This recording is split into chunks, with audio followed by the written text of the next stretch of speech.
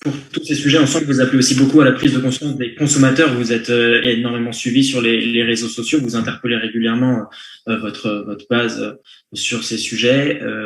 Que faire de plus? Comment nous, à notre échelle, vous parlez beaucoup de nos auditeurs sont étudiants en école de commerce ou en formation supérieure. Est-ce que vous avez un message concret à délivrer? Prendre conscience de ce que vous disiez sur les jeux de pouvoir, mais aussi sur ces Ouïghours qui sont persécutés.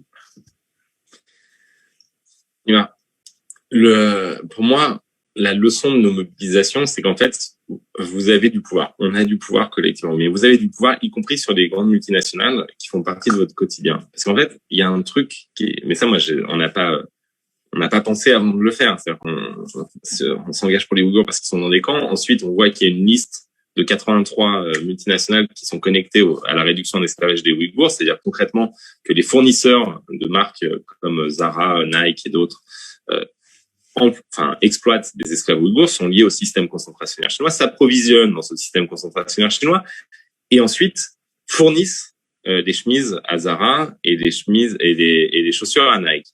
Et ensuite, Nike les vend. En fait, Nike et Zara font rien dans leur vie, à part faire du design et de la com. Mais ils produisent pas. C'est pas Nike et Zara qui produisent. C'est des fournisseurs chinois. Et donc, dans ces campagnes, on a compris en fait la force des jeunes, parce qu'en réalité, le business model de Nike et Zara repose sur deux piliers. Le premier pilier, c'est la recherche du coût de production le plus bas. Et donc, c'est pour ça qu'ils se retrouvent avec des fournisseurs chinois qui emploient des esclaves. Parce que là, au niveau coût de production, franchement, ça va être compliqué à battre. Et de l'autre côté, leur business model repose sur l'image de marque. Vous avez envie d'acheter Zara parce que ça vous donne envie. Parce qu'il y a une marque qui vous éveille votre désir. Vous pensez qu'il faut porter du Nike parce que le modèle est beau, parce que machin, parce qu'en plus Jordan le porte. Enfin, le Jordan, c'est, désolé, je suis un peu vieux, mais les Brown James, machin, ça. Et donc tout ça fait que les deux piliers entrent en contradiction fatalement, parce que l'image de marque, les mecs, ils vont pas faire des clips en expliquant qu'ils exploitent des esclaves. Ils vont au contraire faire des clips Black Lives Matter contre l'esclavage, pour l'égalité, tout ça, et la dignité humaine. Et donc, cette contradiction, elle ne devient un problème pour les marques que si elle apparaît sur la place publique. Et là, c'est incroyable la puissance que vous avez, parce qu'en fait, comme vous êtes le public cible de ces marques, si tout d'un coup vous vous mettez à les interpeller en disant mais qu'est-ce que vous foutez avec l'esclavage, libérez les Ouïghours, je vous boycotte si vous continuez, et ça, ben c'est la panique. Nous, quand on a vu les gens d'Adidas, de Lacoste, ils sont paniqués par vos réactions. Et donc, en réalité, vous avez du pouvoir. Donc, interpeller ces marques, les marques qui sont encore liées à l'esclavage, qui ont refusé de s'engager à cesser toute coopération avec leurs fournisseurs chinois esclavagistes, interpellez-les, mettez ça sur la place publique et vous avez un impact. Après, la seule manière de vraiment transformer le système et de faire en sorte que ces chaînes de production, ces chaînes de valeur de ces multinationales soient complètement libérées de la présence de l'esclavage ou des violations des droits humains, environnementaux, sociaux, c'est une législation. Et moi, je suis rapporteur pour la Commission des droits humains sur le projet de législation sur le devoir de vigilance des entreprises à l'échelle européenne.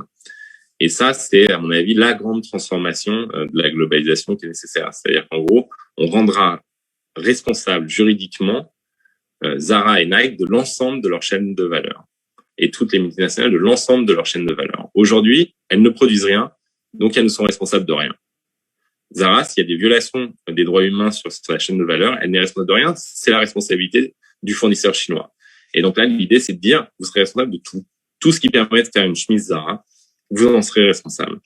Et ça changera forcément l'organisation même de la globalisation.